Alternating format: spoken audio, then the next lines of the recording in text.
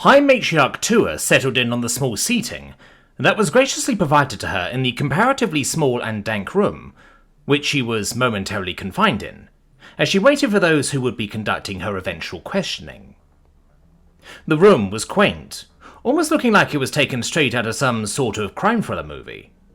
Barren, slightly padded walls, though it seemed the padding was more for noise cancellation than it was for any purpose of preventing self-harm, like the idea of a padded room might first invoke.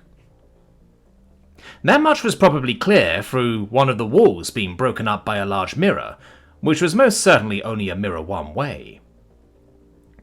She briefly wondered if there was already some grisly, experience-hardened investigator of some kind standing on the other side of the glass, staring at her with a stern and contemplating expression, while letting her stir in her isolation, telling those around him that he would give her a couple more minutes before he would step in to interrogate her. She chuckled to herself. A silly thought, really, but it did bring her some levity in these rather trying times. Briefly, she reached her trunk up, rubbing its end soothingly around the area between two pairs of her eyes. This was how far she had come now, having to sit in some dank little room while waiting to be questioned by some wannabe keeper of justice in this sacred place, while the Galactic Council itself was rotting away from the inside. The universe sure had a sense of humor sometimes. But that was simply what those living in it had to deal with. Nature didn't owe her, or anyone really, an explanation.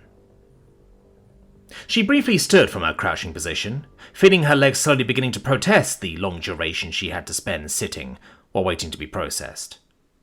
Leaning from side to side, she briefly stretched her knees out, letting her joints pop and muscles scream from the brief relief. And of course, it was exactly at that moment, as she was half tilted over and her face contorted in a strained mixture of pain and pleasure, that the door finally opened and allowed someone to step inside. Despite the annoyed sound that escaped her at the additional cosmic joke, Tua quickly turned to the entering person, doing her best to switch the unflattering expression she had during their entry to a pleasantly welcoming one. The Himplod officer didn't visibly react to her compromising posture, if she even noticed it. She merely nodded at the High Matriarch briefly, the lips of her wide face remaining in an impartial neutrality, as she stepped over to the seat that was across from the one Tua herself had been sitting on, while also gesturing for Tua to sit down again as well. The High Matriarch quickly complied, once again kneeling down on the padded structure. With their varied sitting positions, the one on the Himplod being more directly upright than her own, the two women were nearly on eye level with each other now. "Good evening, High Matriarch Tua," the interrogator greeted, once they had both settled down. The small round ears on her flat head flicked slightly, as she took in the highest of the Zodiatos, now brought before her for questioning in this rather undignified setting. "My name is Theodil. I am the lead inspector of the station security. You may address me as Inspector." Tua lifted her trunk's ends in pleasant manner. "Very well, Inspector," she replied compliantly. The inspector gave a curt nod before quickly checking something on the personal assistant on her arm, tilting her head to the side quite far to better see it. "Now, before we start, it says here that you renounced your right to being issued a public defender for the proceedings, and you have also not requested any defender of your own to be present," she established, before lifting her head straight again to look directly into Tua's eyes. "Is that correct?" Tua nodded. "That is accurate, yes," she confirmed pleasantly. The inspector's lips kneaded gently across her mouth in thought as she took that in. However, ultimately, she too gave another nod. "And you have been informed and are aware of the risks and consequences that this decision may have for you?" she questioned further, still keeping the same firm and serious eye contact as she spoke. "I am," Tua confirmed once again, now entwining both halves of her trunk with each other into a patient position. "Without a legal representative, I might unknowingly make statements that are incriminating towards me, answer questions I have no obligation to answer, or make similar mistakes that someone with legal expertise might help me avoid, which could hurt me during legal proceedings down the line."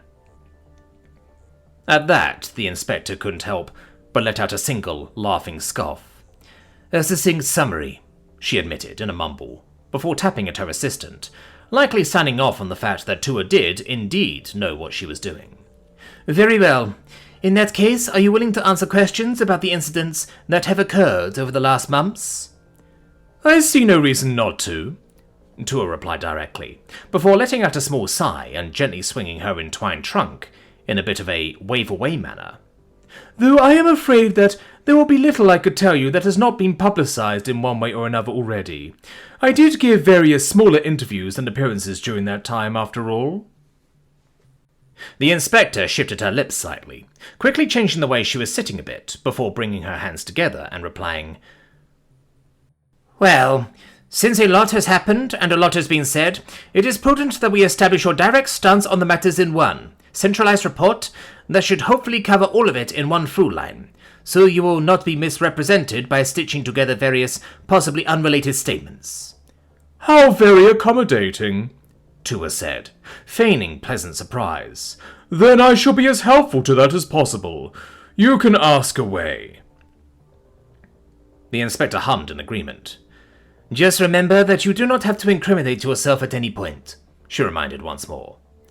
"I shall keep it in mind," the High Matriarch gently giggled. The inspector inhaled deeply and let the breath out through widely flaring nostrils.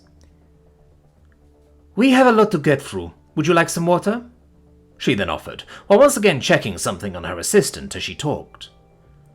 "That would be lovely," Tua replied with a gentle nod. "So, in your words, what do you believe the Councilman Ordwin's so-called breakdown on the GCS has been caused by?" the inspector asked, once they had gotten a bit of a way into the questioning, going through the events mostly chronologically. Tua shook her way, in a saddened manner. "I'm afraid I cannot speak on that with any sort of certainty," she explained, and gently twirled her trunk. "The only thing that seems to be sure, based on his own statements, as well as the testimonies of those who observed him at the time, appears to be that something about the satellites which connected the GCS to the Orion arm of the galaxy being temporarily in maintenance, and therefore cutting him off from his home, seems to have been the trigger for his... let's call it snap. I am not psychologically trained enough to offer any deeper insights as to the why or how." "Quite," the inspector replied, and briefly tapped the tips of her fingers onto the table in thought. "However, you did feel yourself competent enough to be the one to take him in after such a violent breakdown. You have, after all, previously admitted to being the one who originally tried to obscure Councilman Ordwin's involvement in the attack on the GCS, going so far as to falsify evidence and hiding him away from the galaxy for a period of time, under the pretense that he may have been killed in the attack himself." Tua sighed. Outside, she made it sound regretful. However, inwardly, she really did feel like sighing. Such a well-laid plan. So much effort that had gone into it, or to simply have to retract and explain it away later after that darn man had to go rogue. It sure was an annoying fact of life that the more effort you had taken to create something solid, the more effort it also took in return to tear it all down again, should it turn out to be in the way later on. "That is correct, and I am aware I am incriminating myself right now," she established, resigning herself to this tedious task she had inadvertently created for herself once again. "It was an incredibly stressful time for many people involved, with a great deal of political weight attached to it.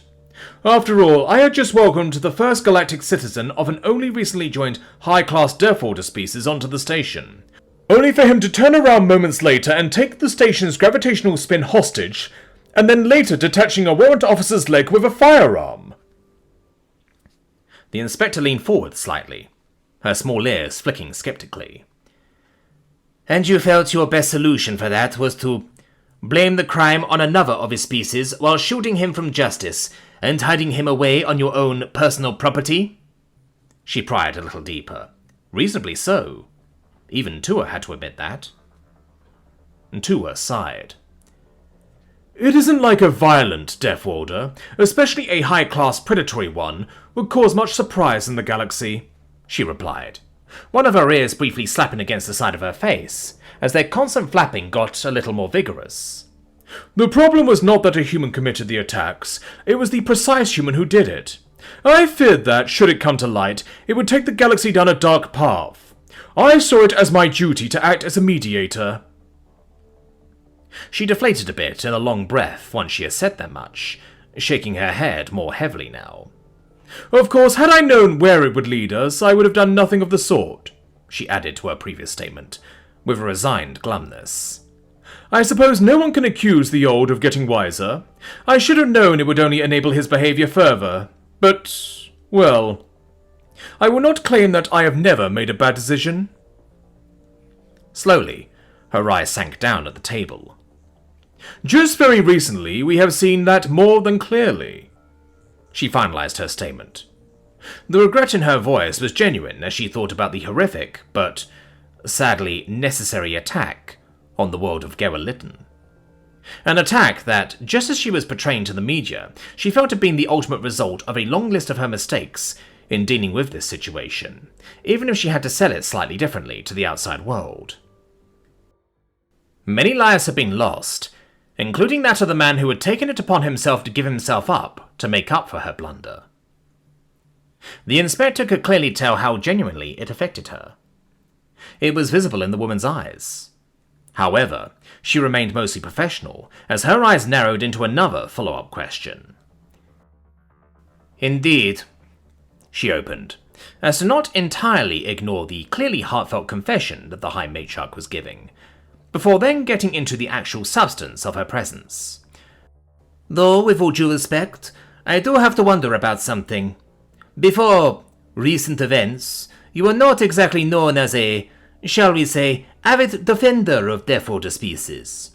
Despite your far less rigid stance against them than you have shown during some parts of the past months, there has been many a piece written about your politics and statements that at the very least painted the picture of you not being particularly fond of people of such descent. The High Matriarch gave an acknowledging hum. I suppose there is little point in denying that, she affirmed after a brief moment of thought. No, I have never been, nor am I now, truly fond of Deathworlders in general.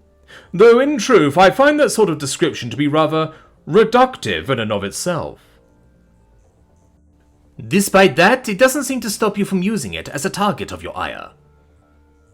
The inspector interjected briefly, to the mild annoyance of the High Matriarch. What I meant is that the actual lineage that is generally meant when people refer to Deathworlders has little to do with my distaste, Tua clarified. I do not want it to appear like I look with animus towards people simply because of the circumstances of their birth, like certain former colleagues of mine have recently and quite openly taken to. The inspector was so surprised that she actually pulled her head back a bit. It was not a pleasant surprise. Her eyes more seemed to ask, did she just say that? So, you are claiming it is not about any innate characteristics of Deathworlders, and instead you are motivated by some sort of willing decisions or behaviors? She tried to establish. Indeed, the High Matriarch replied immediately, and lowered her trunk in an offering manner. Would you like me to explain? The inspector, however, shook her head. I am more interested in how that narrative fits together with the idea of you seemingly being worried about the Deathworlder causing an incident through bad behavior specifically, she said instead, moving the conversation back to her original question. If you supposedly dislike not the lineage but the behavior, how did your idea to shield him from justice even come about? The High Matriarch couldn't quite help but sigh once more. Briefly, she untangled her trunk to rub over her face, to try and focus up a bit. Well, admittedly, she said, finally committing to a course of action that she had been skirting around for a long time now. That wasn't exactly my idea. And despite your seemingly very close relations, you did not know about Captain Uton ordering in the outer orbital strike against Dunamar? The inspector asked some time later. Tua pretended to be appalled, as she shook her head firmly. Of course not, she answered, with some protest in her voice. I would have never allowed him to go through with something like that. As they got more and more into this game of questions and answers, the High Matriarch more and more found her thoughts drifting away from the conversation, quietly introspecting about the events, as she spoke about them in a deliberate manner. About the many events that had occurred, and also the few times that she had to make honest concessions to her opposition. With the topic at hand, she remembered back to James's impassioned speech to the Council of Primates about the dangers of breaking important rules on a whim, simply because she felt that it was justified. A very ironic statement coming from him of all people, filled with an ignorant hypocrisy that was hard to ignore when listening to it. And still, even she had to admit that he hadn't really been wrong. If things turned into a free-for-all, it would be very bad indeed. "Why do you think he ordered the attack?" the investigator asked, the ongoing questioning not stopping simply because the High Matriarch was reminiscing. "Because he felt responsible," Tua replied, the pieces of her explanation, fabricated as it may have been, slotting together quite neatly as she laid them out. "After all, his own protege hailed from Dunamar. News like the harbouring of a realised AI would usually be called for a full-scale invasion to try and snuff it out. And, although the event itself and the AI's existence were in no way directly connected, Uton felt that him allowing James to escape justice ultimately led to the realised's discovery and the ensuing consequences that it may have had for the planet, especially considering humanity further complicating things through their hostility-like defensive behaviour. In all honesty, I believe he wanted to prevent a war." "So are you condoning his behaviour?" the inspector asked in clarification. Tua denied that with a wave of her trunk. "By no means," she replied. "I am merely saying I understand how he felt, not that I agree with the conclusions he drew from it." The inspector exhaled briskly through her nose. "And what about the former Councilman Ekorte's signed confession that he was the one to order in the strike, not the former Captain Uton?" she countered. Tua rubbed one end of her trunk along the corners of her mouth. "With all the evidence for it seemingly unrecoverable, and all those who have actually carried out the attempted attack dead, it is impossible to tell which of the two of them is telling the truth," she said thoughtfully. "Both would certainly have had the opportunity and authority to orchestrate something of that magnitude. The only way I have to decide is to look at their reasoning and try to come to a conclusion that way. And since Ekorte's stated reasoning for the attack involved me allegedly being involved with it, and since I know that is not the case, I personally simply find Uton's confession to be more convincing." She then leaned in a little more as she added, "Which also isn't helped by the fact that Uton came forth with it first, with the humans only claiming that they had supposedly known who the true perpetrator was for a long time already after the fact. And Ekorte did seem very distressed as he made his confession. It's not concrete evidence, but enough to make me suspicious, though that is probably not surprising given our history." "Not really, no," the inspector confirmed. "I'm afraid any testimony I can give on those events will have to remain at hearsay and conjecture," Tua reiterated. "Maybe we should move on." The inspector seemed suspicious for a moment, but ultimately relented. "Right." For a moment, Tua wondered how long she had been in this room already. Going through everything point by point like this sure showed that this entire situation had turned into a ripe old mess. One that had, well and truly, been going on for far too long. And she had to admit some fault in that to herself. She had stuck too much to her plans, had clung too tightly to her perceived notions of a natural order in which things should happen, had tried too hardly to forge her actions around that idea of a natural solution to everything. And yet, looking back on it now, it had become clear to her that the will had dropped hint after hint for her, given her opportunity after opportunity to pull the threads tighter, to seize that branch and rip it off before it would finally fall by itself, to clean the wound instead of simply letting it fester with minimal intervention. Now, it was already infected, and a lot more than cleaning had become necessary to return the world back to health. Slowly but surely, she had been forced to cut at it more and more, always reluctant to do so in her fear of causing more damage in the process, while ultimately only causing said damage through her reluctance. Her endless tries to make the galaxy see reason, to gently grasp it by the trunk and lead it to water, instead of simply shoving its entire face right into the well. It turned out, that way of doing things doesn't work quite so well if you have someone else constantly pulling on the trunk's other half, and you have to pull harder and harder to try and get it to where you know it so clearly has to go to get better, only for all the gentleness to be eventually lost as it turned into a brutal tug-of-war anyway, ultimately just hurting the person you were trying to help, more than just forcing them to go to the water through violence in the first place would have done. "You do not know where the captain is now, do you?" The inspector asked another clarifying question. "Of course not," Tua gave back, returning to her conscious thought just enough to act outrage yet again, making sure to bring it across just how equally offended and hurt she was by that question. "He was broken out and taken by humans. That is the last thing I have ever heard of him. I have no idea where or how he is, or if he is even alive." The inspector once again tapped her fingertips against the table. "There were reports about him being spotted on this station just before the recent attacks," she established with a curious look into the High Matriarch's eyes. "You don't know anything about that?" Tua released an indignant trumpeting noise. "Who knows if those are truthful or not?" she countered with an offended turn of her head. "And besides, this entire station is swarming with humans. He was taken by humans. Humans are here, and all those who claim to have seen him were or are working for humans as well. If you ask me, I am not the one you should be asking about this." "And the humans would claim the opposite," the inspector remarked. "They have confessions of those who were at least allegedly involved in breaking Uton out of the detention center. According to them, they were working for you, and a splinter group of humans under your employ." "I can only speak to you about things that I know," Tua replied, turning her head back to truly stare into the inspector's eyes in an almost predatory manner. "And I know nothing of such groups, outside of what the humans claim." The inspector held her gaze for a long couple of moments, the round ears on her head turning and shifting as they twitched slightly at the subtle raise in the High Matriarch's voice.